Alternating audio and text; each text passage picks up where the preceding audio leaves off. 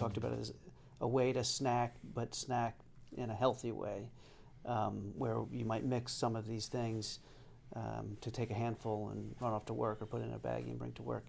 How much benefit can you get from snacking on this versus not snacking at all versus snacking on something you might grab like a bar, or Cheerios are supposed to be heart healthy, or granola or something like that? How much benefit can you get by snacking on nuts, seeds, and things like that?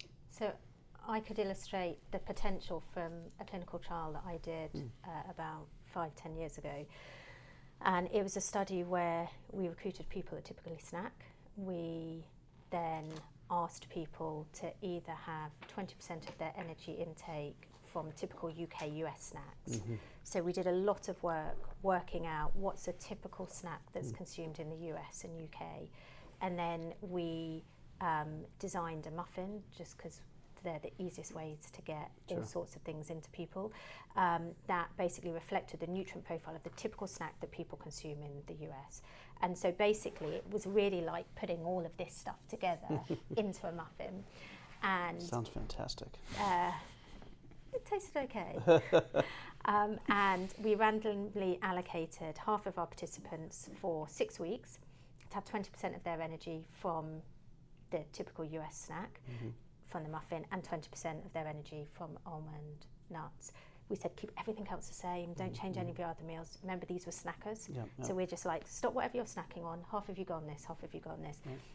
After 6 weeks, we saw significant improvements in LDL cholesterol, which is bad cholesterol.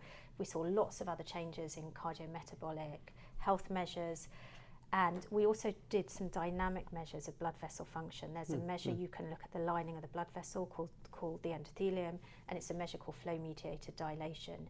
And we saw huge improvements on people having the almond nuts versus people having the typical snacks that actually equated to a 30% difference in terms of cardiovascular disease risk in as little as just 6 weeks after switching from shit snacks basically to It's good like snacks. the elasticity of the blood vessels, so really important throughout the whole body and the For brain. blood pressure, for risk of injury to It's the blood vessel, like which your would then resilience lead to pressure, so it's the opposite of stiffness.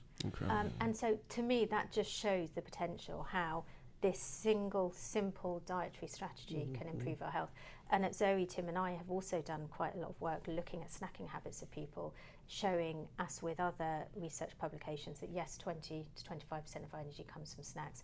What we do see though, and it's important to say this, is that whilst the frequency of which people have snacks, so if you're a snacker versus a non-snacker, doesn't seem to matter in terms of your health, but if you're snacking late at night, that's where there seems to be a problem, even if you're snacking on healthy products.